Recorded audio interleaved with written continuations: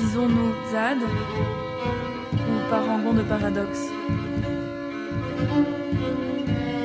Nous qui nous offrons le luxe du temps depuis que nous crions à l'urgence. Nous, si chanceux de notre vie d'errance, ainsi, nous pleurons les étoiles noircies par l'or et le diamant. Les cerises juteuses roulent sur la neige de janvier. Les feuilles de béton s'envolent avec la brise du mois de mai. Nous, les rois et reines de nos cœurs anarchiques, de nos palais de palettes, de clous et de rires, unions des fumées d'en bas, la cimenterie, et d'en haut, des poils, des cabanes euphoriques.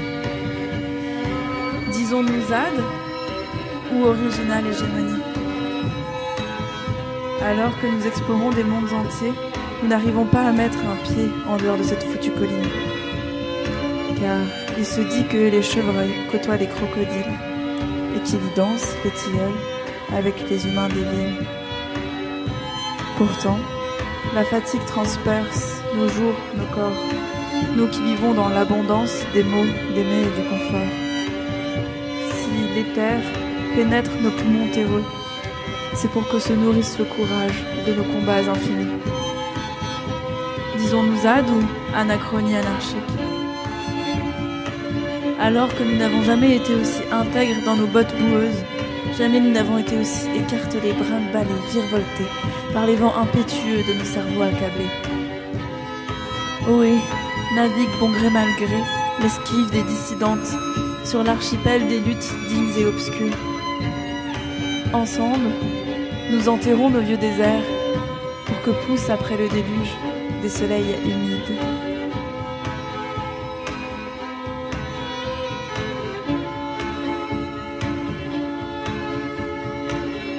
Ainsi, nous faisons le deuil de la Révolution alors que nous la créons tous les jours.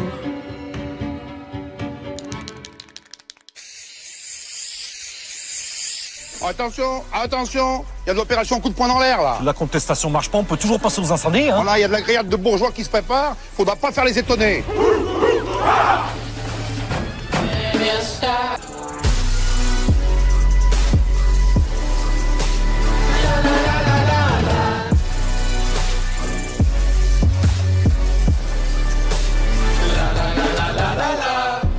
www.libradio.org. La radio toute feu, toute flamme. On passe maintenant à la dernière partie de cet entretien où nous allons parler des propriétaires des lieux et également du dernier communiqué et des mobilisations qui vont approcher parce que vous êtes effectivement là vraiment en danger. Quelques mots de la cimenterie. Le propriétaire, c'est Lafarge Holcim. Juste dire que c'est effectivement en 51 que le site est choisi pour accueillir la première cimenterie de Suisse romande, qu'il a selon le site internet, alors elle est en service depuis 53, elle produit environ 800 000 tonnes de ciment annuellement et qui compte parmi les plus grands producteurs mondiaux de ciment. Son siège est à Zurich. C'est en 2015 qu'elle fusionne avec le numéro mondial du secteur, le groupe français Lafargue. Et c'est pour ça que ça s'appelle maintenant Lafarge Holcim.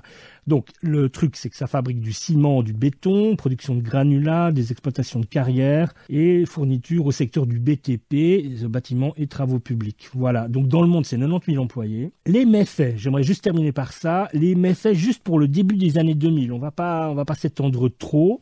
Mais voilà, en 2002, selon un rapport de la TNRCC, donc Texas Natural Resources Conservation Commission, Holcim a violé les règlements l'obligeant à déclarer ses émissions et méprise certaines des normes les plus élémentaires régissant les émissions de pollution de l'air. Ça, c'était en 2002. Elle est également accusée de greenwashing par les ONG environnementales, on en a parlé, quand elle vient plaider pour l'autorégulation volontaire des entreprises au sommet de la Terre de Johannesburg. Et notamment, à ce moment-là, Stéphane Schmideini, donc de la famille des propriétaires. Et donc ça, c'était en 1992 au sommet de la Terre, à Rio, où il parle d'un projet de réglementer les entreprises au profit de l'environnement. Bien entendu, donc voilà le greenwashing, c'est le fait de dire on va mettre en place une structure pour faire une sorte d'auto-promotion alors qu'on ne respecte rien. Et d'ailleurs, les éléments suivants vont le confirmer. En 2003, l'entreprise doit payer une amende de 14,6 millions d'euros pour sa participation à un cartel accusé de maintenir artificiellement les prix du ciment à un haut niveau.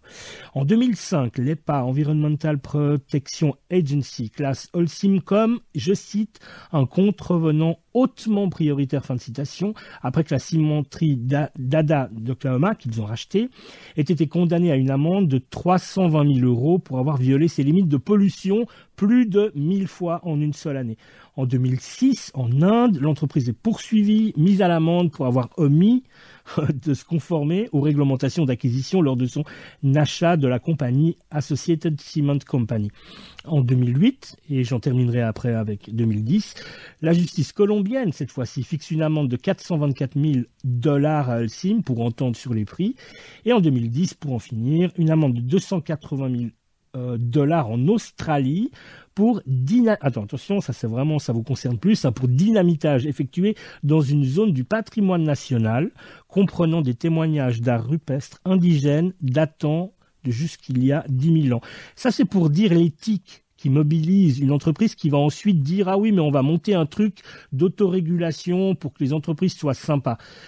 Quand on parlait de greenwashing. Voilà, ça c'était juste pour situer un petit peu qu'est-ce que c'est que Lafarge Holcim, donc un géant qui n'en a cure des règles et des règlements, puisque quoi qu'il en soit, avec ce qu'elle mobilise comme budget, eh bien elle arrive toujours à s'en sortir et puis au pire elle paye. Alors vous êtes en face d'un géant. Qu'est-ce que ça vous inspire, ce que je viens de dire? Est-ce que vous dites ouais, là c'est costaud, c'est du costaud, on est un petit peu le petit pousset, ou est-ce que vous regardez et puis vous vous dites et alors quoi, nous on sait qu'on est dans le juste et quoi qu'il en soit on va tout faire pour tenir. Les cimentiers en général et Lafarge Holcim, c'est clairement des géants qui en plus deviennent de plus en plus grands. Comme tu l'as dit, il y a eu la fusion de Lafarge et de Holcim qui a eu lieu en 2015, sauf erreur. Et d'ailleurs, c'est drôle de le mentionner, en plus des méfaits que tu as cités. Ils ont décidé de mettre leur siège, à la base, leur siège devait être mis en France, mais il y a eu un scandale qui a éclaté en 2015, 2013, 2014, où Lafarge Holcim en fait a été accusé en tout cas de payer Daesh pour pouvoir continuer à exploiter ces cimenteries en Syrie. Et c'est suite à ça en fait qu'ils ont décidé de venir s'installer en Suisse, parce que les procédures judiciaires en fait se trouvaient en France à l'époque, et du coup ils ont viré, ils ont décidé finalement de venir en Suisse pour ça. Donc ouais, on a vraiment affaire à des géants qui ont énormément d'argent et de ressources pour arriver à leur fin. Et puis ouais, leur fin en l'occurrence, c'est pour ça leur permet de gagner de l'argent, mais c'est vraiment aux dépens de notre planète. Ouais.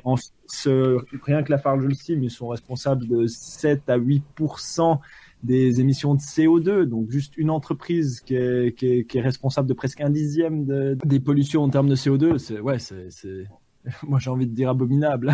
Ouais.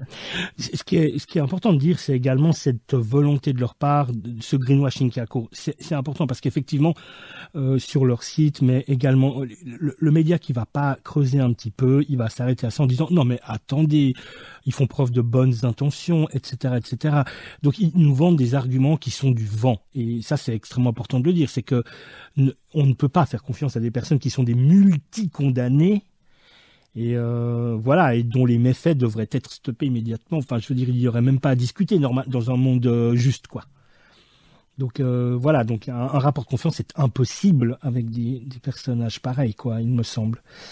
Enfin, quoi qu'il en soit, vous l'avez dit tout à l'heure, et on peut clairement parler de collusion, mais quoi qu'il en soit, le dernier communiqué que vous avez émis, il date d'aujourd'hui. Et il est extrêmement inquiétant parce qu'il dit que vous êtes désormais, que la police pourra vous évacuer à partir du 16 mars. On nous a donné 20 jours pour évacuer le lieu. Comment vous vivez ça? Quel est votre état d'esprit au devant de ce qui vous attend? Comment est-ce qu'on contre ça? Et de vos besoins?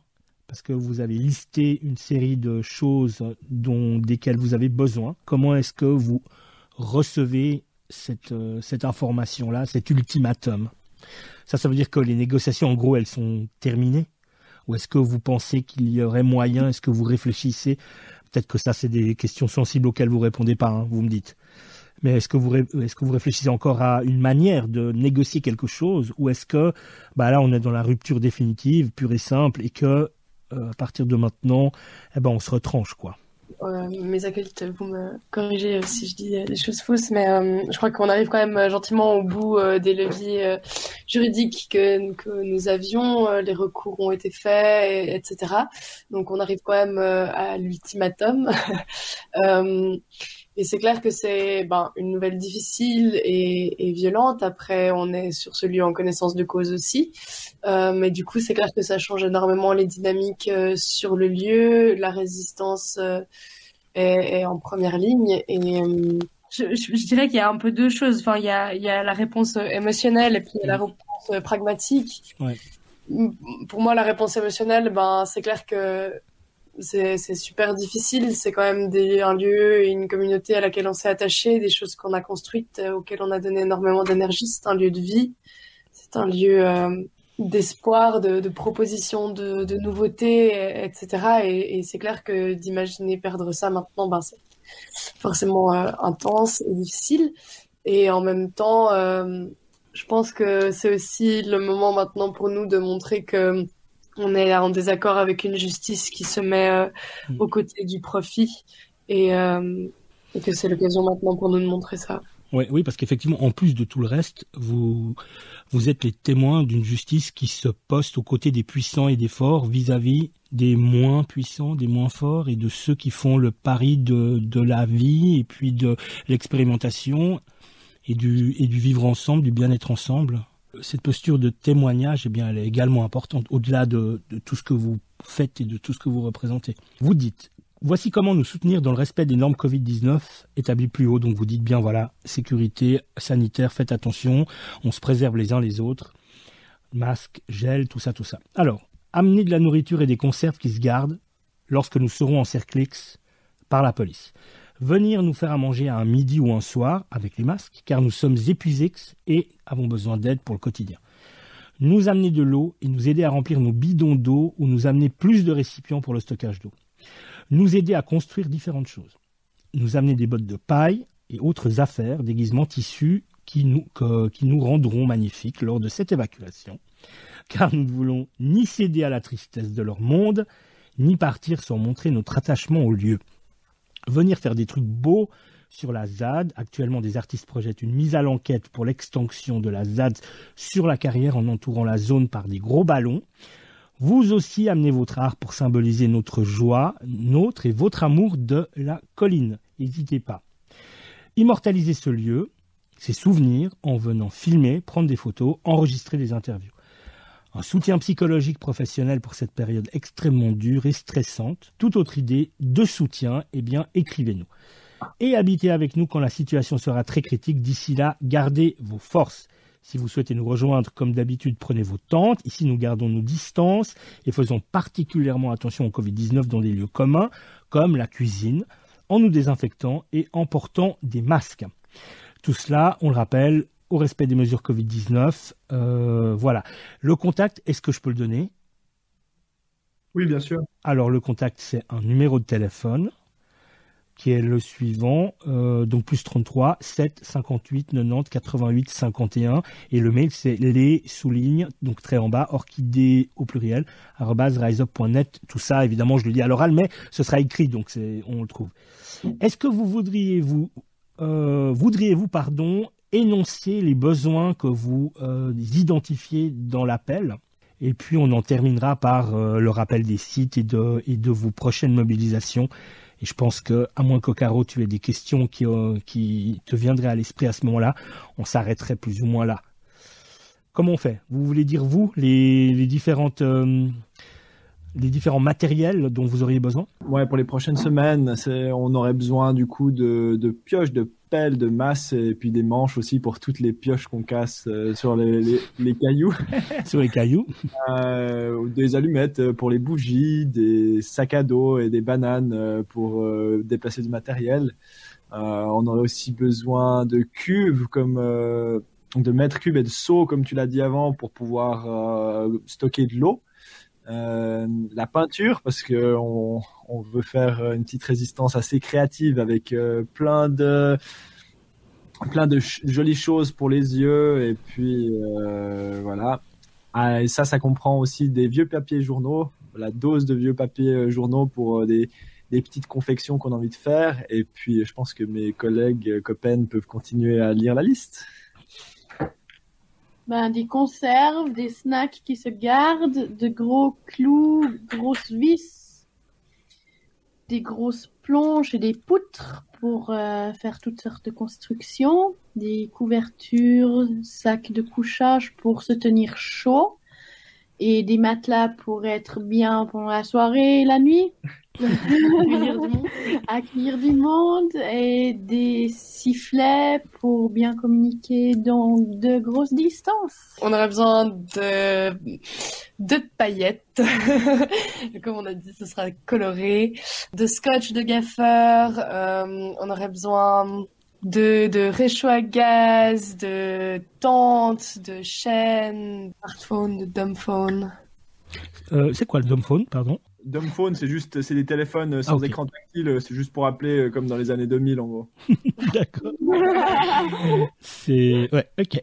Bon, alors on a fait la liste. Plus ou moins, d'accord. Quoi qu'il en soit, les gens peuvent effectivement vous questionner, vous demander eux-mêmes directement au mail et au téléphone qu'on a déjà dit et qu'on notera. Est-ce que les gens peuvent vous visiter parce que je me souviens plus que vous avez répondu par rapport à ça. Est-ce que ça fait partie des... Si vous voulez, pour terminer, c'était comment peut-on se solidariser, comment est-ce qu'on peut s'entraider, comment est-ce qu'on peut vous soutenir? Alors, pour les personnes qui n'ont pas la possibilité de venir sur une longue période habiter avec nous, vu qu'on fait toujours quand même assez gaffe avec le Covid, on attend un soutien plutôt lorsque ce sera vraiment critique. On communiquera sur nos réseaux quand ce sera le cas. Après, pour les personnes du coup qui ont la possibilité de venir déjà habiter avec nous et nous soutenir et nous aider à construire la suite, c'est avec grand plaisir. On accueille volontiers du monde et on en a besoin. Mais c'est vrai qu'on est on marche un peu sur une corde parce qu'on essaye quand même d'être le plus safe possible avec la crise sanitaire actuelle, et en même temps on a besoin de monde. Du coup, on accepte surtout les personnes qui peuvent venir pour le long terme, quoi. Pour en terminer pour de vrai, je voulais encore en 3 minutes, si vous êtes d'accord, aborder la campagne de calomnie dont vous avez été victime et à laquelle vous avez réagi en apportant un démenti. Il s'agit d'une campagne avec des personnes qui ont parlé de choses assez hallucinantes. Donc vous avez réagi par rapport à ça. Est-ce que vous voudriez en dire quelques mots? Parce que le démenti est de toute façon en ligne, donc on peut toujours y accéder. Nous, on mettra évidemment le lien. Est-ce que ça, c'est quelque chose en 2-3 minutes? Est-ce que vous souhaiteriez le dire, ou est-ce que, à votre avis, ça n'apporte finalement rien à la situation telle qu'elle se présente actuellement? En l'occurrence, le démenti il a été publié avant les tristes nouvelles juridiques qu'on a eues, mais effectivement, on a des gens qui sont un peu acharnés sur nous avec des arguments assez fous et fallacieux. Il y a eu en l'occurrence des soutiens. On a fait des soutiens au Rojava que tu connais.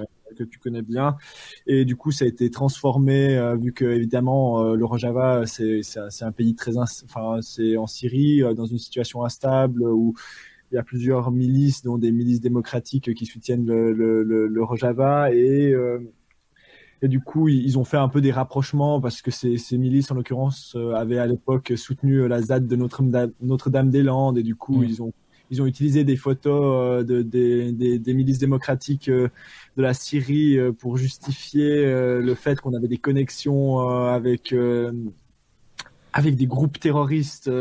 La Syrie, enfin bref, c'est parti. Toutes des explications complètement folles et fallacieuses. Après, il y avait aussi des critiques de remettre en péril et qu'on avait un impact extrêmement négatif sur la flore et la faune de la colline. C'est assez drôle parce que si on perd notre combat, il y aura plus de faune, ni de flore, ni de colline. Non, mais c'est assez terrible finalement de voir les biais cognitifs là qui ont cours et puis la manière dont, enfin, c'est assez hallucinant quoi. Il n'y a pas de terroriste qui se niche dans votre sein. On peut l'affirmer de manière assez tranquille quoi. Dernière chose, alors. Voilà, effectivement, à l'aune du dernier communiqué que vous avez publié aujourd'hui, je ne sais pas si elle est toujours valide, mais vous aviez proposé une mobilisation épistolaire avec un appel à faire signer, qui serait adressé à Béatrice Métro, donc qui est une politique vaudoise, élue verte, si je ne me trompe. C'est ça. Et voilà, donc vous l'invitiez à réagir et à prendre ses responsabilités. Cette lettre, elle est encore valable et est-ce que vous confirmez cette lettre et qu'on puisse l'envoyer au mail de la concernée qu'on mettra également, si vous me dites que c'est toujours d'actualité, qu'on mettra en lien. Je pense que c'est toujours vraiment important d'un peu d'assumer son devoir de citoyen et de contacter un peu nos politiques pour faire un peu pression sur eux pour qu'ils aillent dans la bonne direction. Et on a fait du coup une lettre type qu'on peut lui envoyer, mais franchement, n'hésitez pas à contacter tous les politiciens et de leur expliquer un peu vos craintes pour la suite et à quel point la cause écologique vous touche et tout ce qui tourne autour de ça. La lettre type permet de s'inspirer ou juste de l'envoyer si on a la flemme d'écrire quelque chose. Mais je pense que c'est vraiment important un peu d'essayer de faire un peu de pression sur ces personnes qui ont quand même, mine de rien, du pouvoir et qui peuvent influencer les choses du haut de leur tour de verre. Ouais. Et là, c'est quand même à l'échelon cantonal que vous vous adressiez, si je me trompe pas, puisque c'est plutôt conseil d'État et grand conseil, c'est ça? Ouais, là, principalement, toutes les procédures à notre rencontre et les décisions sont prises à l'échelle cantonale, bien qu'actuellement, il y a un recours au niveau fédéral concernant l'extension de la mine qui est portée par l'Association de protection du Mormon. Mais c'est vrai que nous, actuellement, notre combat, il se passe surtout de manière cantonale. D'accord. Pour en terminer, effectivement, parmi les soutiens et les co-signataires, eh bien, comme on l'a ébauché tout à l'heure, il y a Aurélien Barraud, qui est donc fameux astrophysicien, par ailleurs professeur à l'Université de Grenoble-Alpes et chercheur au CNRS. On a une camarade, également géographe spécialiste des migrations, qui est prof à l'Université Grenoble-Alpes. Leïla Batou, alors j'en cite que quelques-uns qui sont plus ou moins à Genève, ou en tout cas, voilà. Alors Dominique Bourg, il n'est pas à Genève, mais philosophe, professeur émérite à l'Université de Lausanne. Daniel de Roulet, qu'on a interviewé également assez récemment, qui est donc écrivain. Si je ne me trompe pas, son dernier bouquin, c'est Les 10 petites anarchistes, pour lequel on l'a interviewé. Jacques Dubochet, donc le Nobelisé, le prix Nobel de chimie. Et puis pour nous, il y a aussi Juan Tortosa, qui est au KDTM, qui est renommé maintenant le Comité pour l'abolition des dettes illégitimes. Voilà, ça c'est des personnes qu'on a interviewées et qui sont proches de nous, donc on voulait les citer également. On mettra tous les liens parce qu'il y en a plusieurs concernant ces appels, les lettres, la lettre modèle, et puis surtout on va rappeler le site internet de la ZAD de la colline. Donc c'est www.orchidée.noblogs.org, donc orchidée au pluriel et noblogs également avec un S. Merci infiniment et on tient au jus. Ouais, ça marche. Merci beaucoup. Allez, bonne soirée. Salut.